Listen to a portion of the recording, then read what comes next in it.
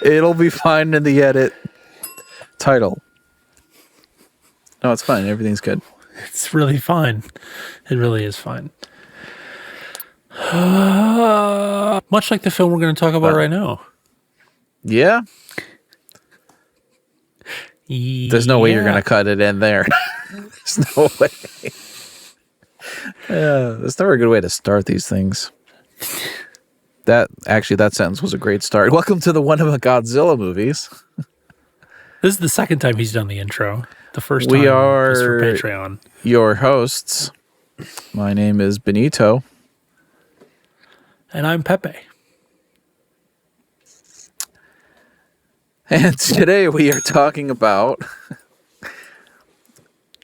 Terror of Mechagodzilla, which is a title I had in my head until the moment I needed to say it, and then my mind was blank. But that is the movie we were talking about. It would be fair to say, Caleb, that this is the first direct sequel in the franchise. Mm-hmm. It feels that way to me. Yeah, absolutely. Which seems to be largely due to the fact that Mechagodzilla was so just well received in the previous film. Mm-hmm. Godzilla versus Mechagodzilla. I think is what it was called. 1975.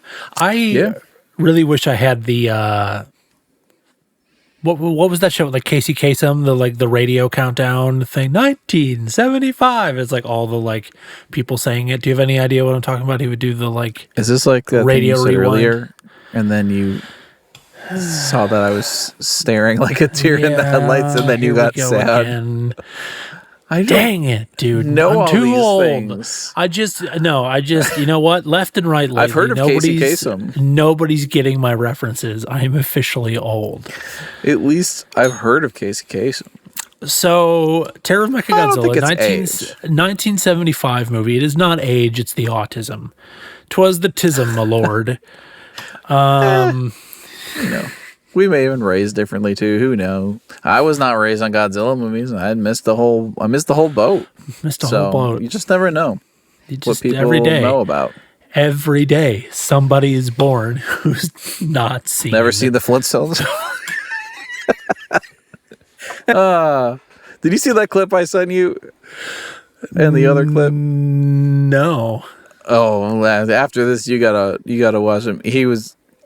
Last episode, we may have mentioned that he made a reference about me not having seen the Flintstones, and I made a joke about it, and he's like, "This is the second time we've made that joke," which I didn't believe until I was editing a clip from the episode before that, and ran across the actual clip and realized, wow, just repeating myself here. It's true. I'm watching it right now. You got to watch the first one as well. Oh, it's in the same episode? No, I think it's the previous episode, but yeah, amazing. Yeah. Where is the call button? So good. Can we talk about the movie now? I want to talk about the movie. Yeah, let's talk about the movie. What do we need? What do we need? We've got some clock running. What do we need on this recording? Oh, we sure do. What do we need a show document for? What do we need to remember what we're here for? Here's a summary. Okay, here's the deal with this movie. Summarize me, Brian. Ooh, how much time do you have? I think we've got about 20 minutes left in this meeting. Contractually, not enough. I will summarize the movie instead of you.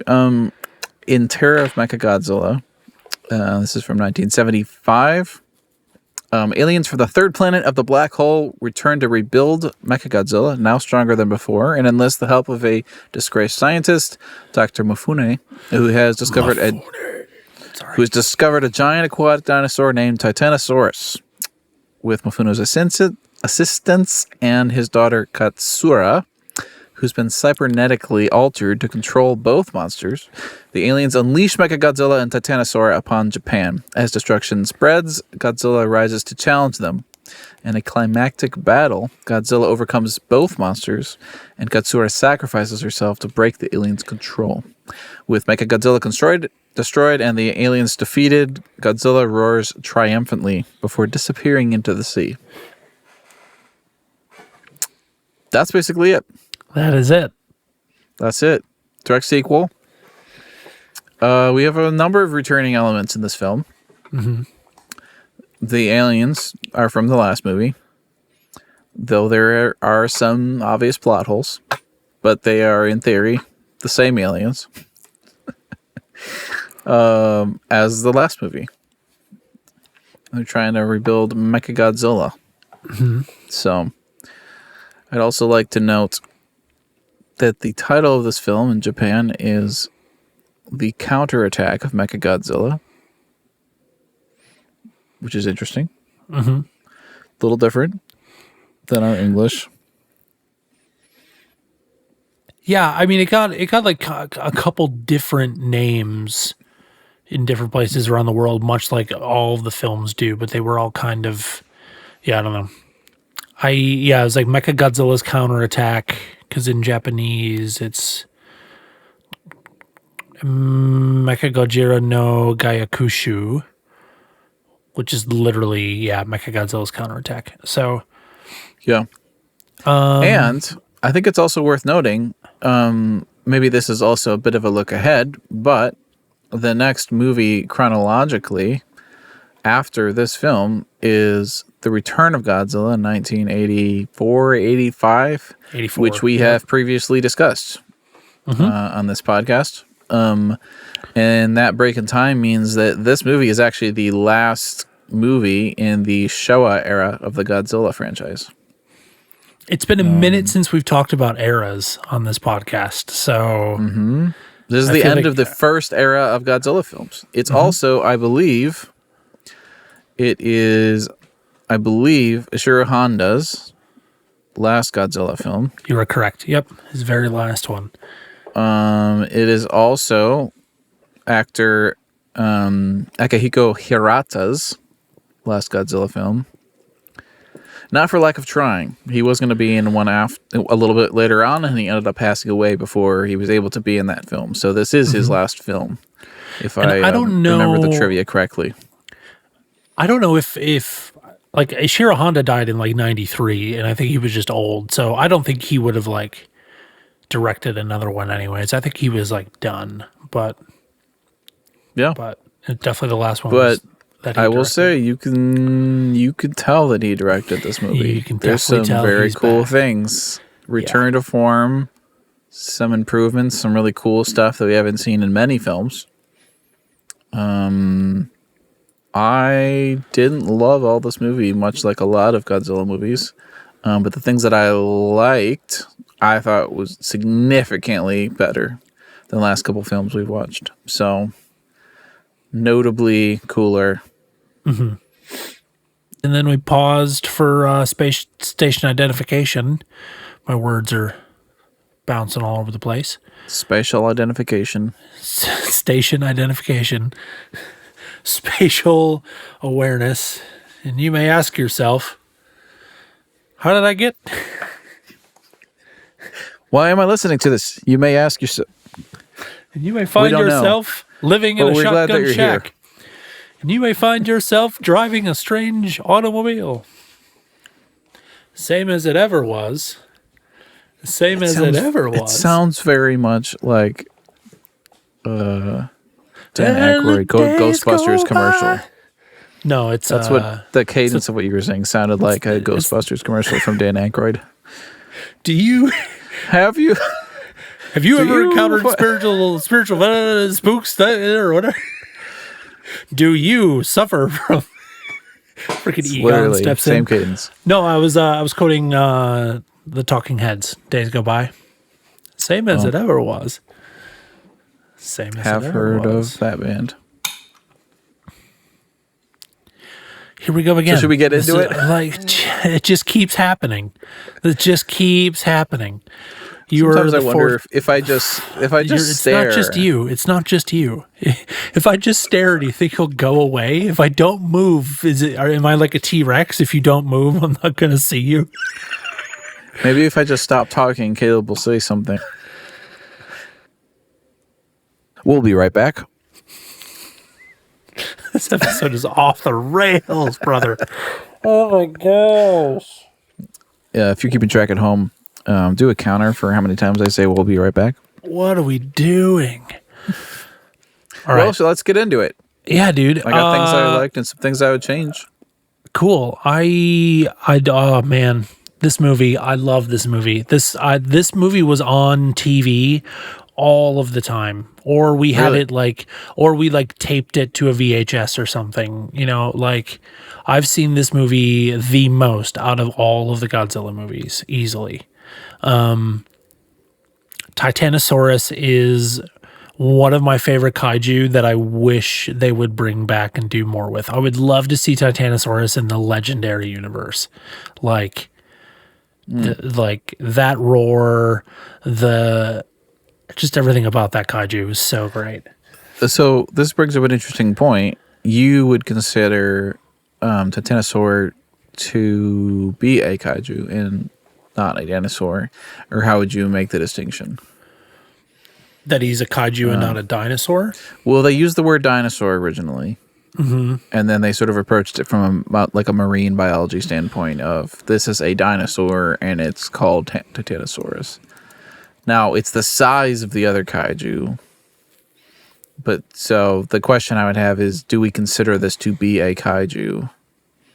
Or is it just like a, Earth-based large reptile? And what's the distinction, really? Yeah, I think that just comes from the literal definition of a kaiju. Like kaiju translates to strange beast. Okay. So that's what determines something as a kaiju. Yeah. And specifically within Toho, they are usually giant monsters. Yeah, But I had written down in my things that I enjoyed an apparent distinction between the two, which maybe the lines are a little blurry, but they didn't say when they were in the submarine, they weren't like, oh my gosh, what is that? It's a monster. They were like, it's a dinosaur. Like, we know what this is. right. Like they called it that. And I think I don't know if it was a trivia thing I saw or maybe just somebody's comment about this movie, but that Ishirō Honda brought them back to we're seeing kaiju that are more realistic, or maybe could be from Earth or something, kind of like Ibira, Anguirus, Rodan, Mothra, which are Anguirus is kind of a stretch, but Rodan, is an even bigger version of what we know as a dinosaur as well. So I think it's mostly that Titanosaurus to me falls into kaiju because he is a giant thing that Godzilla fights. In the Ultraman series, kaiju tend to look very, very they're not all massive sizes. Kaiju vary in size in the Ultraman series. And then I also look to, I know it's all those kind of existed side by side with Godzilla films. But then super later, early 2000s, that movie I made you watch, Pacific Rim, kaiju, those all come in different shapes, sizes, and then they even went in and started to define them by class. There were they kept getting bigger and stronger, and they were sending different iterations of kaiju every single time that they were trying to come through the rift. So yeah. So yes, yeah. I think actually the short answer, I think Titanosaurus can be both. I think it is a dinosaur and a kaiju. Yeah, it's the first time, at least in subtitle world, first time that they've called something a dinosaur. Like a dinosaur specifically. Use that word and approach it from a biology standpoint, like a scientist studying the species kind of a thing. Yeah. Yeah, I don't see why you couldn't call T-Rex a kaiju. You know, like just as in general, why you couldn't call a T-Rex a kaiju.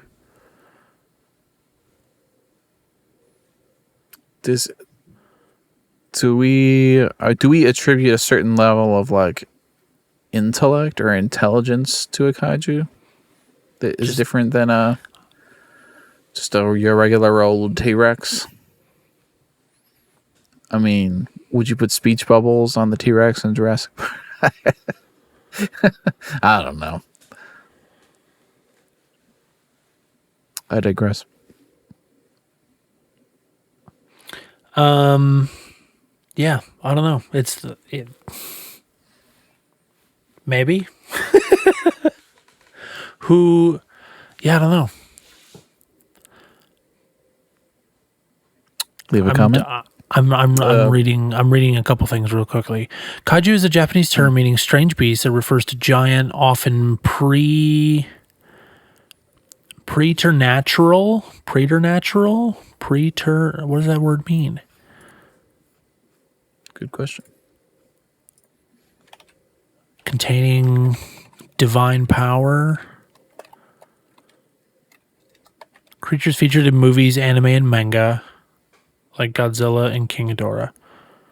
In English, the term has come to mean monster. It also refers to the genre of fiction that features these giant monsters.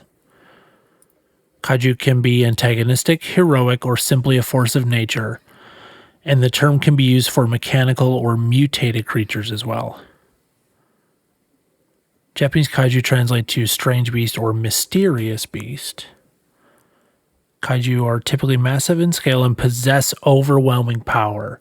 But they're not simply large animals. They are often depicted as creatures of divine power. So that's a couple of lines drawn. Well-known examples include Godzilla, Mothra, Gamera, King Kong, Mechagodzilla. I've got some thoughts on this end as well. Possible distinction: dinosaurs are real scientific creatures that once existed, whereas kaiju are metaphorical, fantastical, or mythological creatures with special powers. To summarize, a dinosaur is an animal, a kaiju is a metaphor, as we often see in these stories. Yeah. So Titanosaur could also be a metaphor, but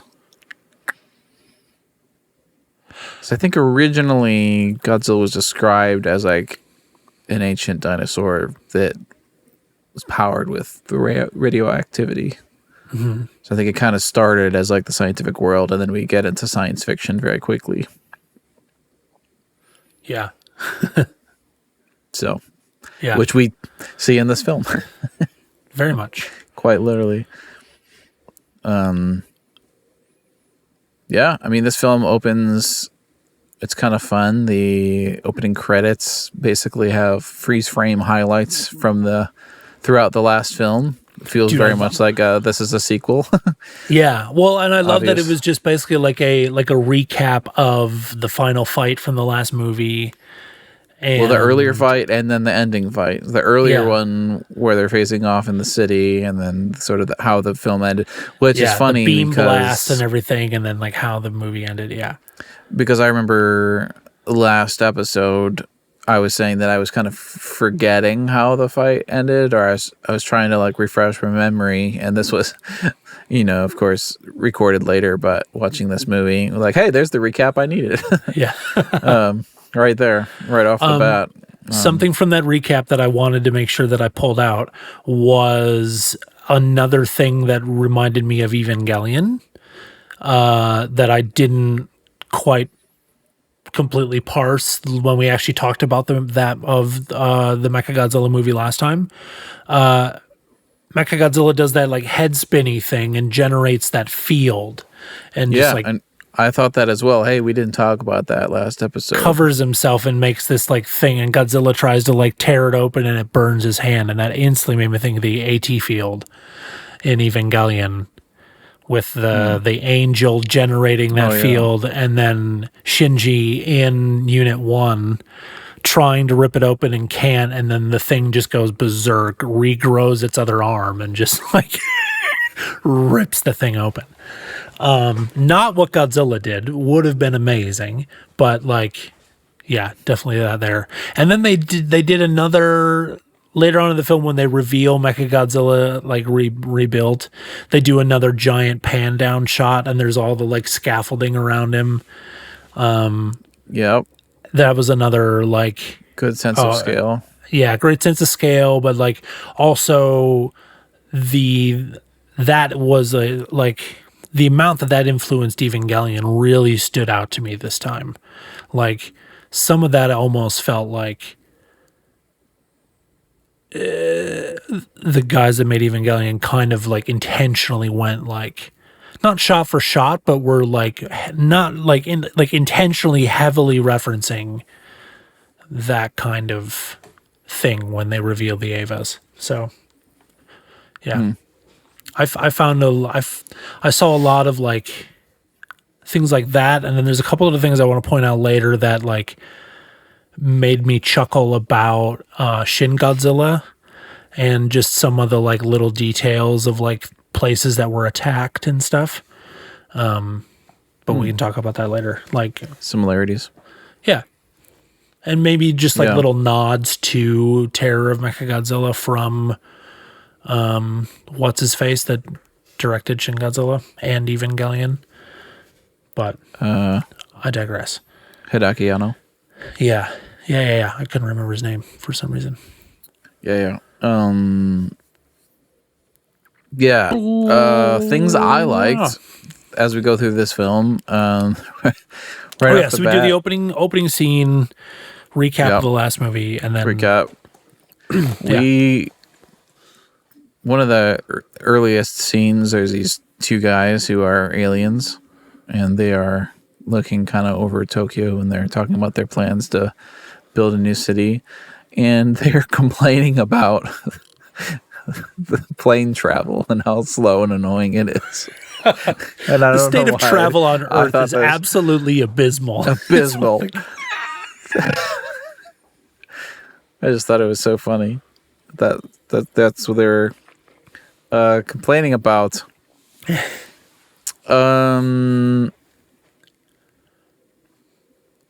Something that I think is dumb.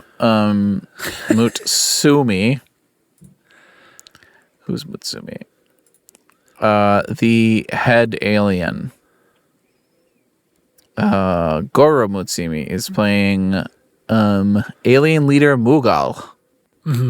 Is the name. He's playing the leader of these aliens. It's the same aliens as the last film. However, this guy played a leader of aliens in the last film by a different name, character name. They do that, man. It drives me nuts. So dumb. We also have some large plot holes based on the fact that last movie, the aliens weren't able to repair Mechagodzilla, and they had to go find a scientist, played by, what's his name, Hirata, or a repeat guy, and they found him, and they had him, the scientist, come help them. Anyways, in this movie, they state that there's this scientist named what is it? Mifune? Shinzo Mifune. Yeah. Who's been working with them for years and years and years, and is also played by Hirata. So these two things are not compatible in the slightest. Not great. However, the repeat on Mutsumi playing a differently named character, despite being the same actor, that's something we've seen before, and I think it's dumb. However, I almost wrote down the same comment about Hirata until I saw his character in this film. To their credit, the character that Hirata's playing is played completely differently than the character in the last film. He's playing an old man. He's got this mustache. There may even be some prosthetics or something. The shape of his face. The hair is definitely prosthetics or like a wig and stuff. You can his face shape even seems a little different. I don't know if it's just like he's a little older. But he's playing this old man completely differently than the last film, which after, I don't know, seeing this guy in 10 films, this is literally the first time he's considered doing something original, the character. And it's just, I guess the mustache and the hair is doing it for him. He's speaking in a different voice. He's acting like an old man, and it feels like a different character, even though it's played by the same guy. I'm like, this is a great example of like, this is how you do it. This is how you reuse the actor, but then he plays the character differently, so it feels not like a repeat of the exact same thing. Yeah. So we have a positive and a negative example of that in this film, in my opinion. But I like that. I wrote it down as here's my title joke. Hirata cosplaying as Mark Twain. Title. Because literally that's what he looks like when he walks in the room. He looks exactly like Mark Twain. If Mark Twain was Japanese. And I just can't unsee it. It's so funny. I'll never be able to unsee that. Thank you. That's great. You're welcome. While we're on the topic, I also need to state as an adjustment, potentially they could have made, his mustache is just really, really, really bad. It's so bad. It's thin as all get out. You can see right through it. It just doesn't look real. From a distance, it's fine. Once we get into the close-ups, it's so thin. It does not look right. Yeah, it's a comedy mustache at some points. It's just like, what are And we after doing you've here? built all of these kaiju suits with all this detail, I'm like, you couldn't handle a mustache? Really? That's where you save the money? How much does it cost? A realistic mustache. I don't get it. Sorry, continue. And I can't. Yeah, it's like, were they going for an anime look on purpose or something? Who knows, dude? It's like, what goes through these guys' minds? It's like a freaking paintbrush on his face. Like, yeah, for real. It literally is like two paintbrush, or like a paintbrush split in half on his face. It's a little bit Dr. Robotnik from Sonic too. Just like, it's a little ridiculous. It's a little ridiculous. Yeah, dude. I think in general this movie flows so well. Like, and maybe it's a Honda. Like Honda is back, or maybe it's that it was written by a woman. Yeah, I saw that. I don't know.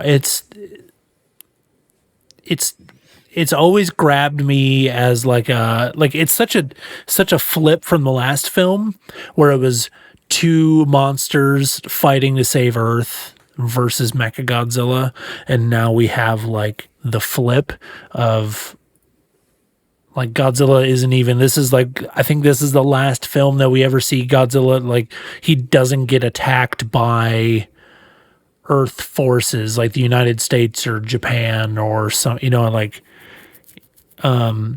he is actively fighting for Earth.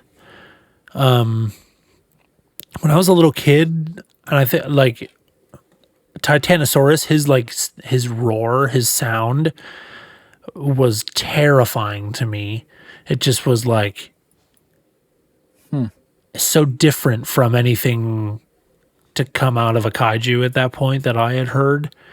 And it's a really like interesting like mix between like an elephant and a horse, and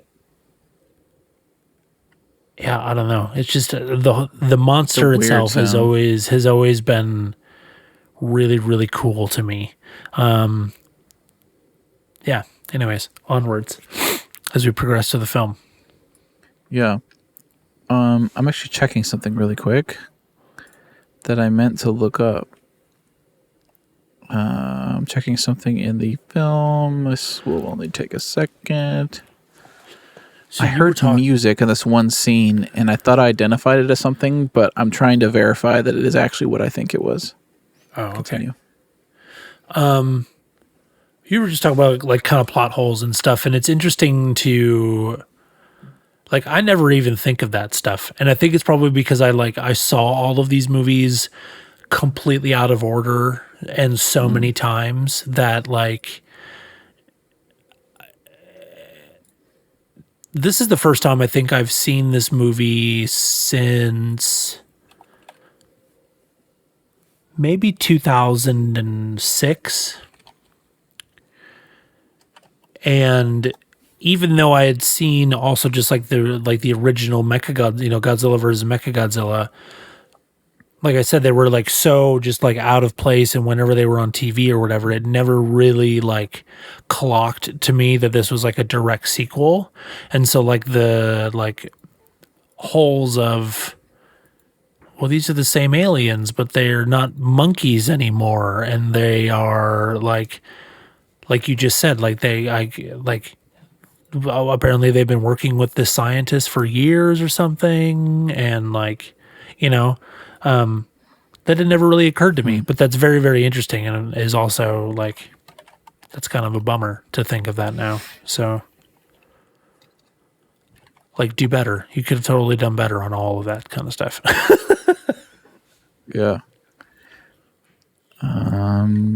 Especially because the movie went through, I was reading earlier, the movie went through 5 rewrites. Like, from the time that it was selected as the winner, that Yukiko submitted her first script, and it was selected as the film that they were going to make. It was then like rewritten and changed and messed with 5 times.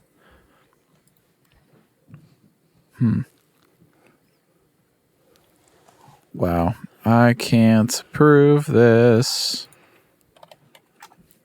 I'm going to check one thing on Discogs. That could help. Have you heard of I'm gonna intro into this. Have you heard of Isao Tomita? By any chance? Maybe.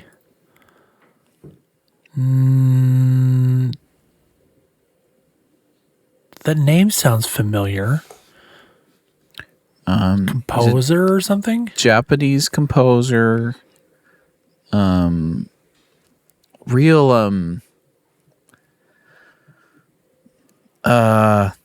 blaze a trail, really. I'm looking right now on Discogs at an album that I know about, because I am trying to see if there was a mono release of this album. I'm seeing a lot of stereo. There probably was a mono release of this album. 1974. Okay. So, Isao Tomita, he was one of the like earliest getting into like synthesizers and like MIDI stuff. Okay. In the early 70s. He definitely like composed some well-known things. Looks like he wrote the theme music for the Japanese gymnastic team in the 50s. Some other stuff. He was around. Anyways. Oh wow, he also was the first president of Japan Records. Big deal, this guy. But he did a lot of experimenting with synthesizers. There's an album called Snowflakes Are Dancing. Where he did a bunch of original and also classical and romantic period compositions, and performed them, like created them all on synthesizers. So there's a pretty well-known version of Clair de Lune that is done entirely with early 70s synthesizers. All the sounds are done with synthesizers, and it is like very trippy. I first learned about it because I'm really into film soundtracks and all that kind of stuff. And I don't know if you're a fan of the Ocean's 11 movies. I'm a huge fan of those movies. Yeah. all three of the movies end with Claire de Lune. It's like the end credits of those movies. Oh, that's his version of Claire de Lune. The second movie, Ocean's 12, ends with this synthesizer version of Claire de Lune. And it was like always on the soundtrack, and I always thought it was so cool. And it wasn't until many years later that I learned that it was actually this rendition by Isao Tomita from 1974. And why am I saying all of that? I'm going to say 85 to 90% positive. There's this brief little scene in this movie where one of our titular character guys, I have forgotten his name, who's with the good guys, who keeps meeting with the daughter of the scientist. I forget his name. Wait. He's got a thing for her, and he's like the contact with her. She keeps warning him. Yeah. She's kind of the girl on the inside. She's warning him, don't do this. Like, they have bad plans for you. Like, just don't do it. Akira Ishinose.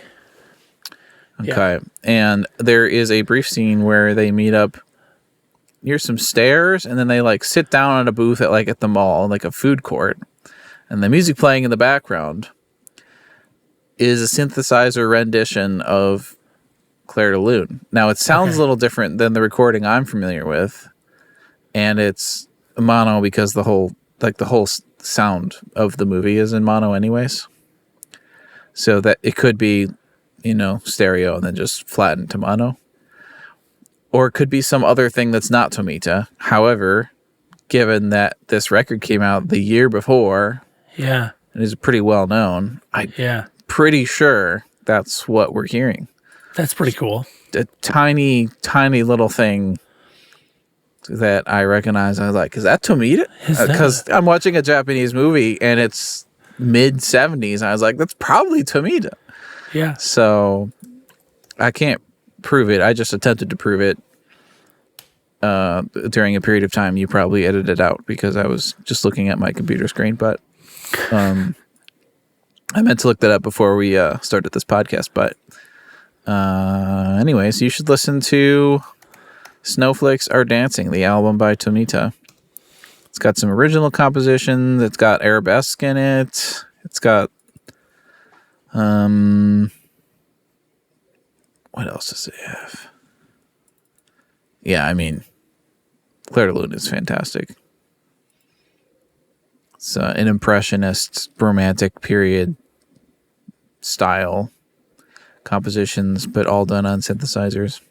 Kind of trippy, really cool. Honestly. It sounds very like sci-fi-ish because it's 70s synth and I was just reading those trippy sound effects. And I was just reading here on the Internet Science site about him. Regarded as one of the pioneers of electronic music and space music, and one of the most famous producers of analog synthesizer arrangements. Yeah, it's really different than what you may have heard in your listening journeys out there. But I'm excited. I am adding everything possible right now. Definitely listen to Claire de Lune. It is amazing. As long as we're on fun little tangents, this movie is actually like peppered with so many more fun, cool little like pop culture things than any Godzilla film before it. This one, I think, is actually kind of like a reverse Easter egg, so I'm going to start with it. The name of the submarine. So the beginning of the film, we get like the way that they introduce Titanosaurus is there's a submarine of people searching for the head of Mechagodzilla, and they're employed by the aliens or whatever, right? And they are attacked by this giant monster thing, Titanosaurus. Or no, their submarine is not employed by the aliens. It's Earth. It's Interpol trying to find the Mechagodzilla's head after initially. Yeah. So they're attacked by Titanosaurus, which we learn later is being controlled by Mifune and the aliens. But anyways, the name of that submarine was the Akatsuki. and that means dawn in Japanese. But the Japanese like aerospace agency, it's Aerospace Exploration Agency. They call themselves JAXA. They sent a space probe to study the atmosphere of Venus into space in 2010, and it was named Akatsuki as well. Nice. They ended up having to like they messed up the initial launch of the satellite, and they failed to get it into orbit around Venus in 2010, and then they had to like let it orbit the sun for 5 years before they could then get it into an alternate orbit with Venus. So instead of all their experiments beginning in 2010, they didn't happen until 2015. And then they lost contact with the probe in 2024 and called it like Operation Terminated in September of this year. Rumor has it there was a dinosaur on Venus that was being controlled by aliens that destroyed it. Yeah. Obviously. Anyways, we were just going on about Isao Tomita and several tangents. And a tangent about a Venusian satellite. We don't need to recap it. It's going to be so you were here for that, edit. Weren't you? Hey, hi. You were here, weren't you? So, listen, you're the one with worse memory than me. We're trying to make this seamless. They don't need to know we left and came back.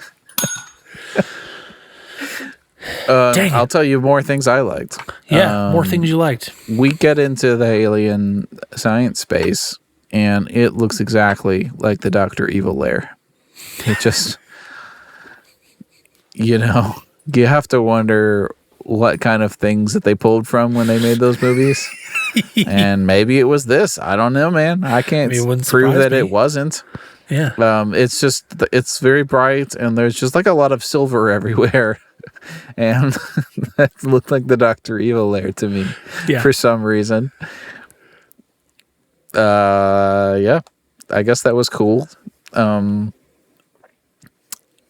Okay, we finally get Titanosaur out and about, oot and about, as our friends up north would say. Sure. And it's cool. It's cool. There's something that I don't think we've seen yet, which is footage of the kaiju. I'm calling him a kaiju for the sake of the movie, even though, whatever. We talked about that earlier.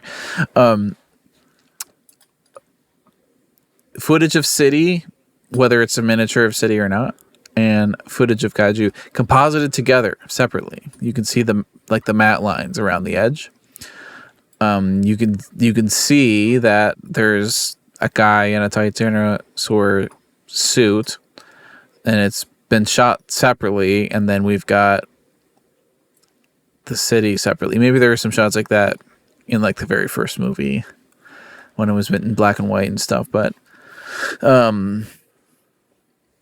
yeah, it was pretty well done, the compositing.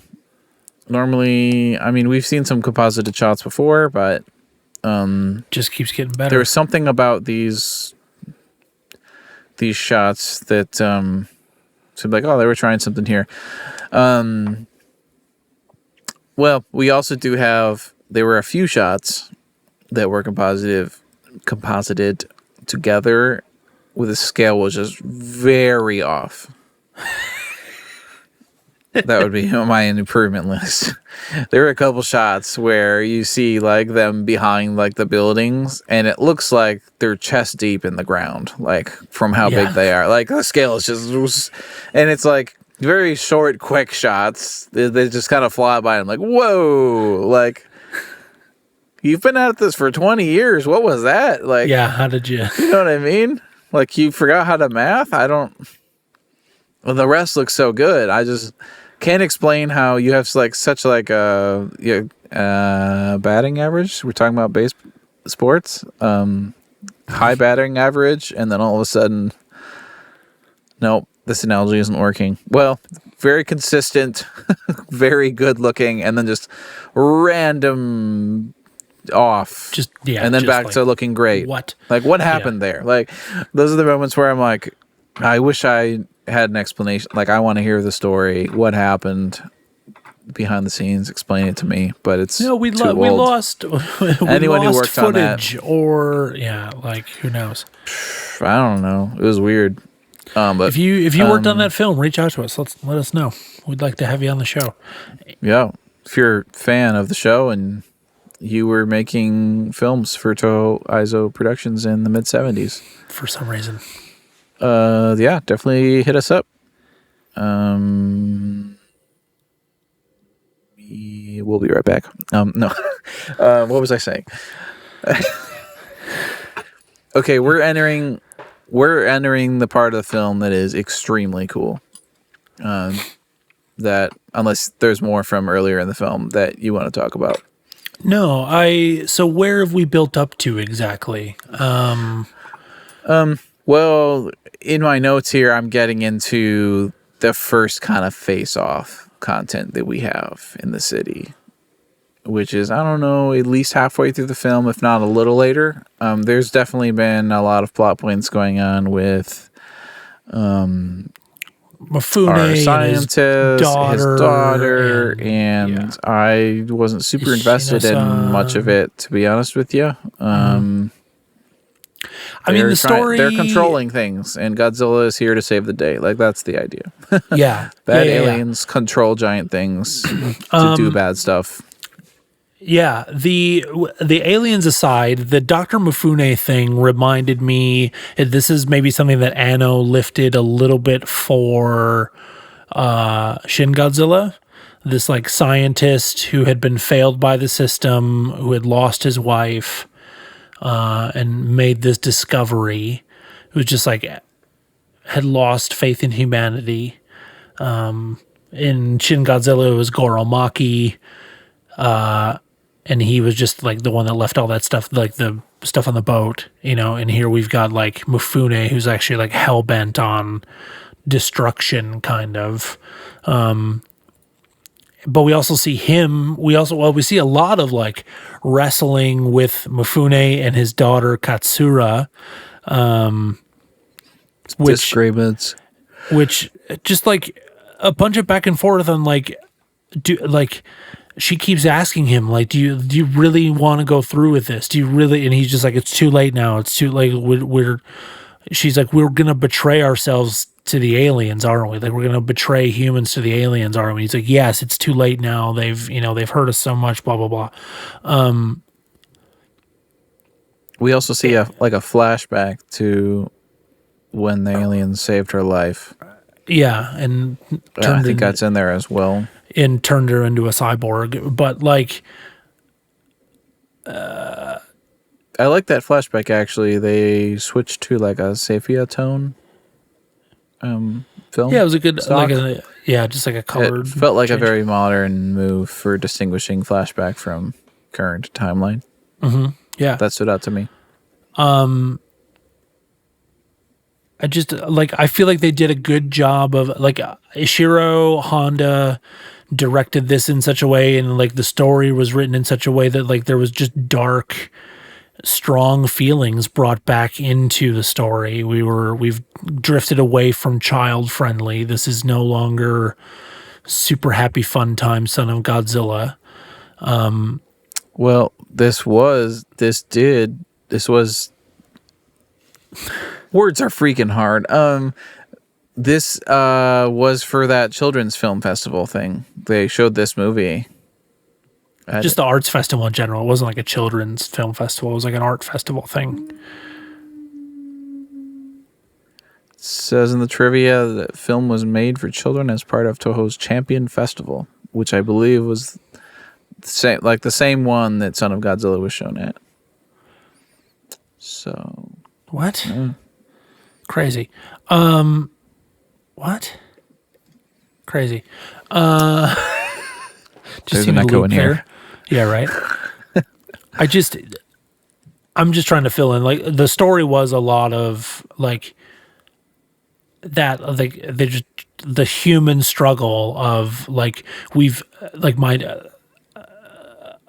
of Katsura being like my dad has had this theory and this like control idea the whole time of being able to control animals with sound waves or whatever, which they also kind of like they do that in Legendary Godzilla a little bit too. That was the like thing too. So it's cool to like see all this stuff kind of like echo through. Just struggling with all of that and trying to I just liked it. I liked the like, especially Katsura trying to like fight her robot insides and like actually save what little bit of humanity she had left. I also really love the like the twist of not only is she a cyborg, but we've put Mechagodzilla's control unit inside of her, so she is the controller. At the end of the film, yeah. And like Mughal even says at one point, he's just like, an Interpol will never figure that out. Like we're gonna blow up this base and like all this kind of stuff, but like shit, like they'll never figure it out. Right. Yeah. So first monster encounter, or first like fight encounter, Mifune decides that he doesn't care about humanity. He thinks that they deserve to be destroyed, but he also is not just going to be like, he's like, I'm not going to like be told what to do by some aliens. I want to test the limits of my abilities. And so they send out Titanosaurus on Tokyo to just lay waste to Tokyo, basically. So we have extensive shots of Titanosaurus just going at it. This gets into why I think this movie really, really, really succeeds. For some time now, in the Showa-era, we've seen kaiju destroy buildings and stuff at the fringes of society. There's some shots. You can kind of see the scale, maybe. And then all the fights are just kind of out in the country, between the mountains, in the grass. So your miniatures of like hills and trees and bushes and stuff, you can't really see the scale. It's not really... And you've complained about that before, or not complained, but you've like mentioned that before. Like you know that they're big, but you don't necessarily feel it.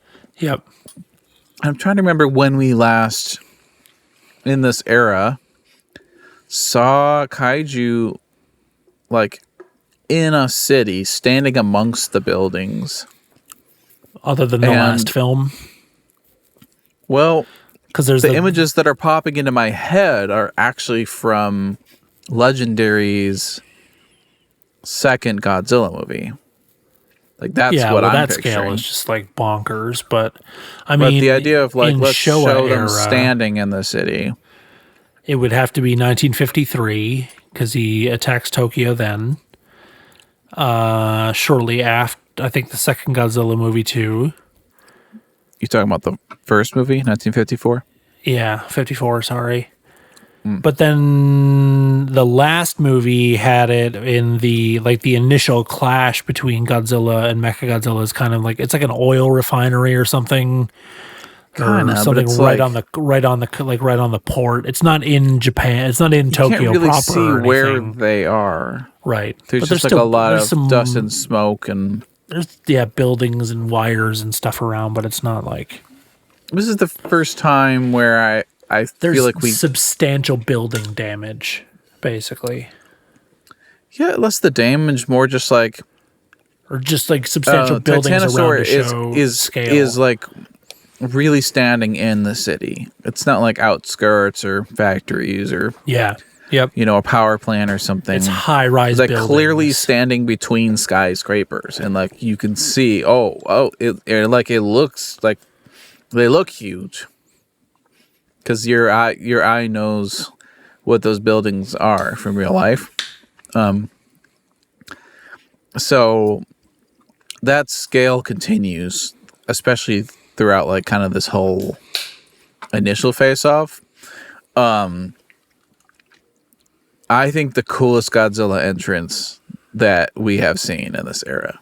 Yeah. I gotta say, there's like the camera turns, you get like a bit of a silhouette. It's atomic breath blast out of nowhere. You see, there's like a tiny He's silhouette. knocked on You his can't ass, see him, and then the camera turns like it is literally turns around to buildings and dark. You see where the atomic breath is coming from. And then it's like the lights turn on and you see his features and he looks pissed. It is so good. Yeah. And there's one of those moments where I'm like, why haven't we had this like the last 10 films? Like, this is what it should be, man. Like, this is what every movie should be like. Like, the build-up and the drama and that. Yeah. Oh my God. Yeah. Guess who it is? And he does, yeah. As opposed to like the last film the where roar and just like you see him like climbing out of the ocean up a hill and then like he's hopping around. I don't know. Yeah. There's just something about the reveal or like just like, oh, he's right there. Oh gosh. Or it's kind of at night or something, and yeah. And then there's just like, I don't know if it's a continuous shot or a different shot, but we get you know what a two shot is? I probably asked this before, but it's like your camera shot where you've got two characters side by side, and it's like your shot of your two. So we have a clear like side shot of city scale, Godzilla on the left and Titanosaur on the right, facing each other, standing amongst skyscrapers, and like they look huge and they're facing each other. They're about to fight. Like we see shots like that in like more modern films, but this is the first time that I recall seeing something like that in this franchise at all. Like I feel like this is a true first. Yeah. Because I mean, we saw a scale like that in the very first Godzilla film, but he was the antagonist, and it was just him. Like there was no like face off. It was just a bunch of planes trying to throw explosives at him. So not the same thing. And I did recognize those reused tank shots in this film. I'm sure you did. Yep. Yeah. Every movie they use the same shots. Get ready. Yeah, I really liked every time Titanosaurus is above ground, his like there's at least one from like real down below shot, like shot up. He comes up and roars, and it's just that's true. Oh crap! This is like they do a lot of that. There's a couple of shots during this fight specifically where it's like there's some punching, and it's like they had the actors in the suits actually punch at the camera, like from up real close. It's like the camera's like right like. That fight scene is really cool. And I also like the way that they ended this fight scene. It wasn't just like, all right, we're done. We're tired of beating up on each other. One of us is going to run away now. What happened was, because the aliens have realized that, no. Titanosaurus is being controlled by Katsura, right? Mifune's daughter. And Interpol finds where they are and invades and like... because they're like chasing her or whatever, and Katsura falls off a cliff. And that's why she has to be in surgery then later on in the film, blah, blah, blah. So Mifune turns back off... to life again. Yeah, but so then like Mifune turns off the transmitter that's controlling Titanosaurus, and he just kind of goes like, "Oh crap, what am I doing here?" and turns and runs away and jumps back into the ocean. And I love that they Before that moment, I just want to say there is a moment where all three of them are going at it. No, not in this fight. This first fight is just... Isn't it?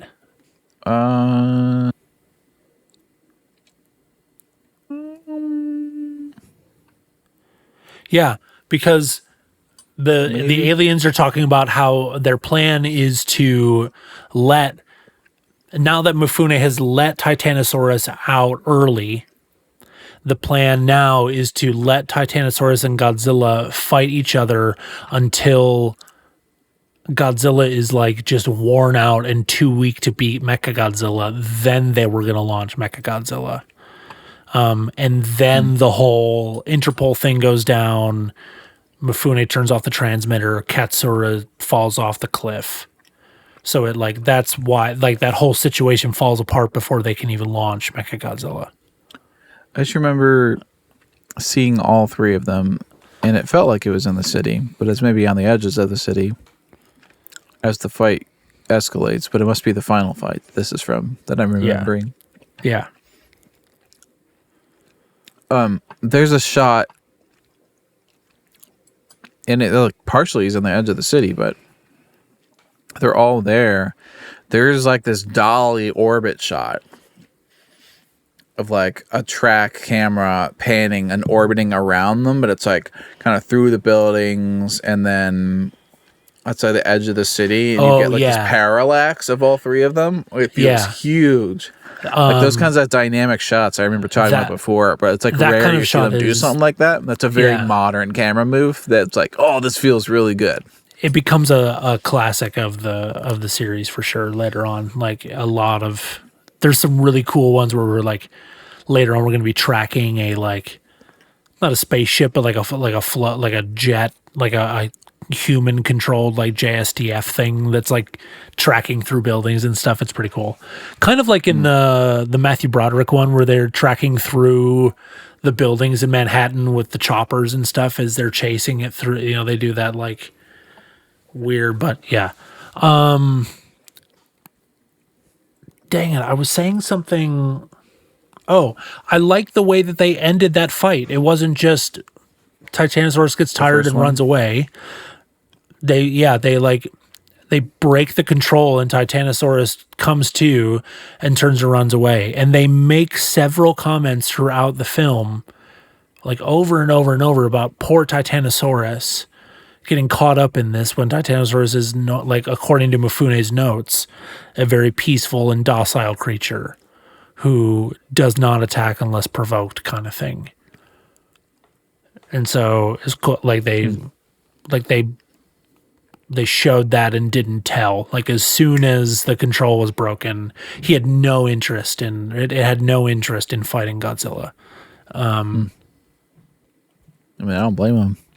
Yeah, I don't either. But another twist on like how this is, like it was, those two against Godzilla, even though Titanosaurus is being controlled against his will.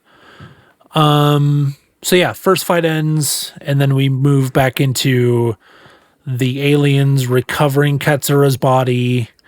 This is one of two Godzilla movies with nudity in it, and I had never seen the fake boobs in this movie until when I watched it today, because they clearly cut that out for the TV edit. Like, they just cut her open and put a bunch of wires in there, and on we go. They put Mechagodzilla's controller in there. I did see in the trivia that she said she was told to hold really still for that scene, and she said she fell asleep. Oh, really? Just laying there. That's amazing. I think this was her first film. So this is her film debut. She had been a regular actress in the Ultraman TV series.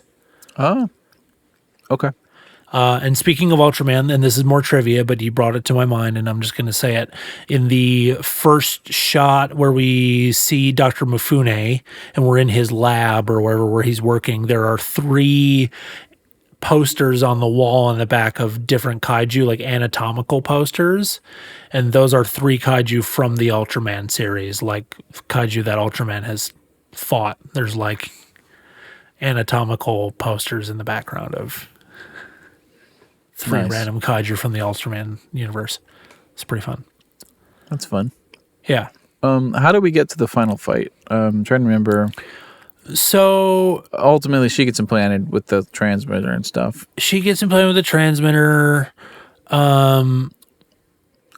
There's a moment where we see Mechagodzilla and like all they do a pan down the body with like all the like the working ramps kind of all around him to show the scale.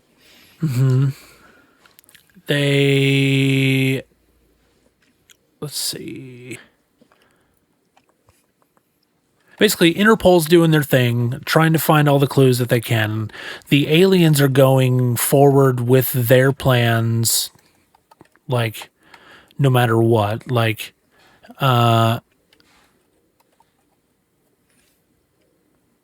they launch both Mechagodzilla and Titanosaurus on Tokyo, and there's this, like, fight scene of them just like wiping out all the JSDF forces, all the tanks, everything. And we have so what had happened was the scientists discovered that Titanosaurus was susceptible to ultrasonic waves, and that was their plan to stop him. When they got they tested it earlier, I think. They tested it, and it was the sonar on the submarine that had like pinged them off to the idea. So they're like, let's just make it a super sonar or whatever, like really powerful waves. They ran off a helicopter. Well, initially what they were going to do was go down in a submarine, and Katsura sabotaged them and cut all the wires. And so then they're racing to fix the wave generator machine. They get it fixed, but now Titanosaur is on land attacking Tokyo, so they affix it to a helicopter. They shoot him with a harpoon thing, which looked a lot like the rocket launcher that the Iranians use in Back to the Future when they blow up the photomat when they're trying to get the uranium back from Doc right at the beginning of Back to the Future. They found me. I don't know how, but they found me.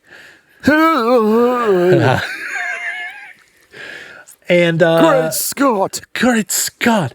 Why do you keep saying heavy? Is there something wrong with the Earth's gravitational pull in the future?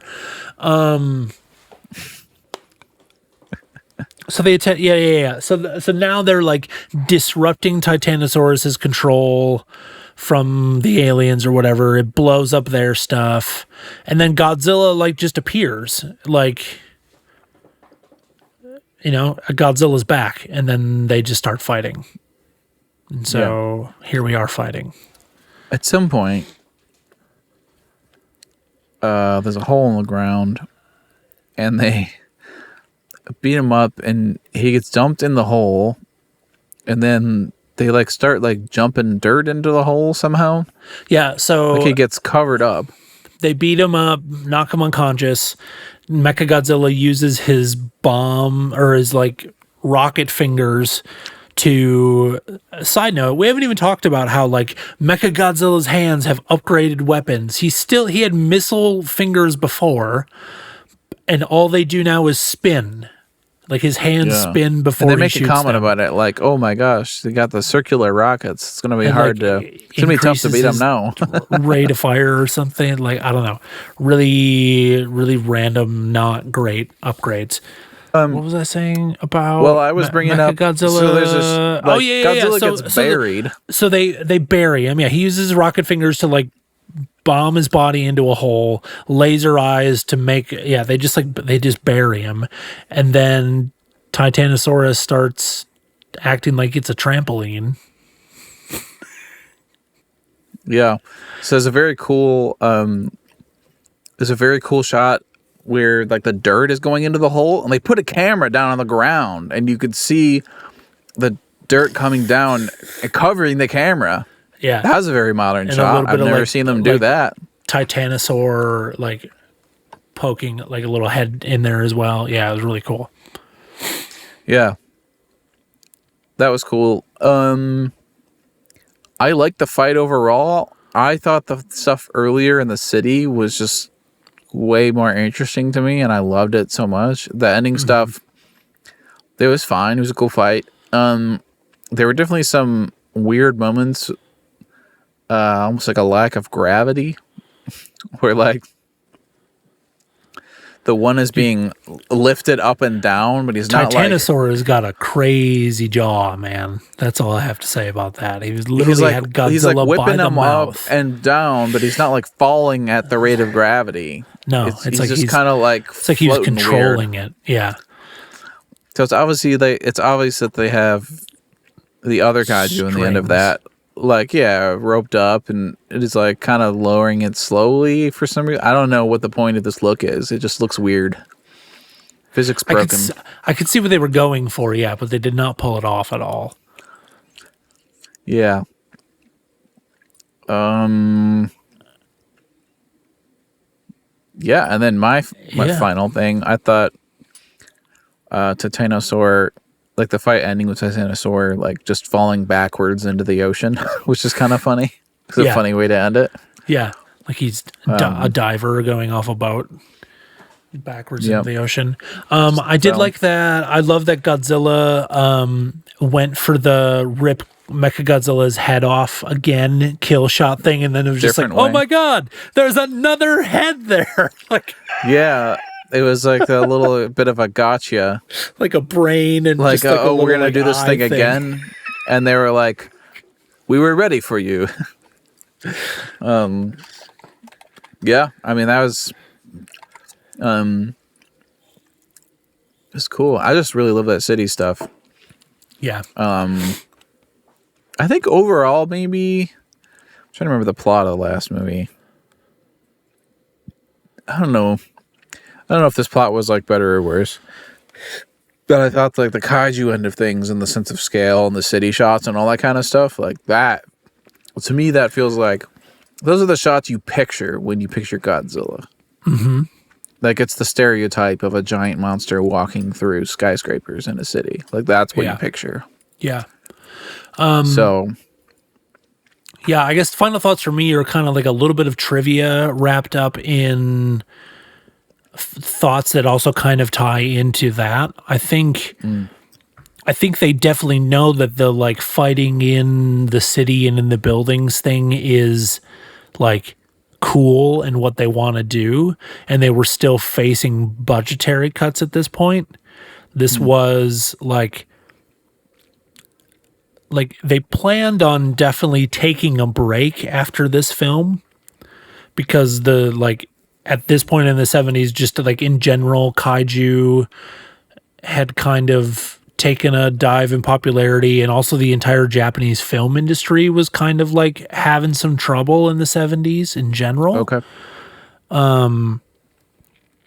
And there was a treatment, the original treatment of this movie had for the final fight had Mechagodzilla and Titanosaur come up out of Tokyo Bay and attack Shinagawa and then head toward Tokyo proper, which is exactly what happened in Shin Godzilla. He comes out of Tokyo Bay, attacks Shinagawa the first time, and then goes back into the ocean, and then pushes on from Shinagawa again in towards Tokyo.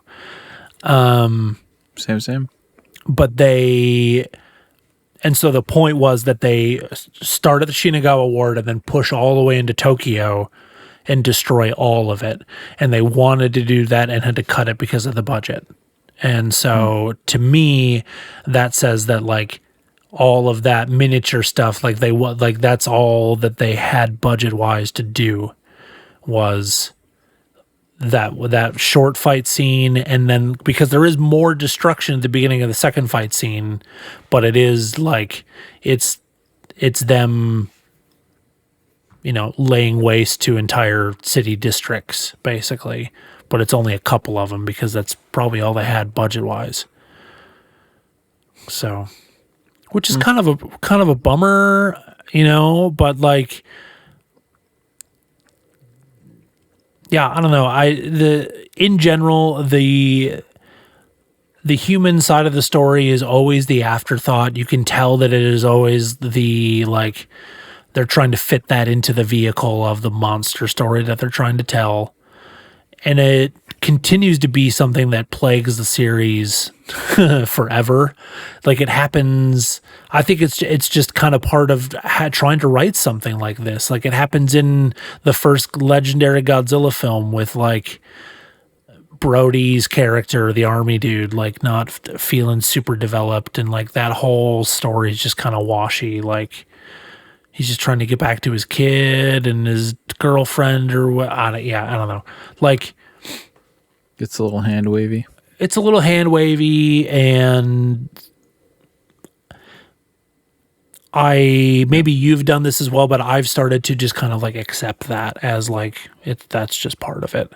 But I do appreciate that they hear and going forward, because now the next movie, The Return of Godzilla, it is a 9-year break.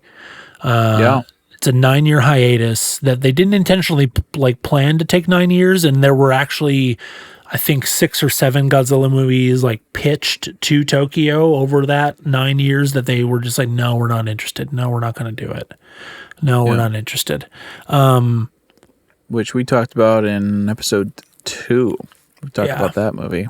But I don't think we need to do a whole another episode on that, but it might I was thinking I might revisit it before I was just gonna say it might be worth just like watching it again or whatever, or just revisit that a little bit, because they definitely benefit from the technology that was developed in the 9-year break that they took. Yeah, I'm definitely gonna revisit it before we watch our next film.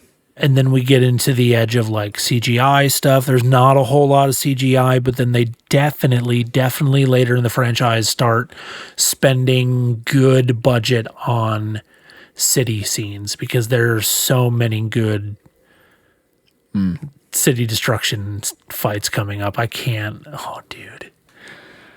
We got lasers through buildings, man.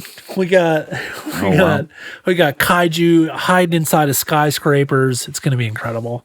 I can't wait. This was Honda's last film ever. Yeah, Ishirō Honda's last film. I think it's a great way to go out. I think it's a really fun movie. It is for me one of my all-time favorites. Top 5 Godzilla movies for sure for me.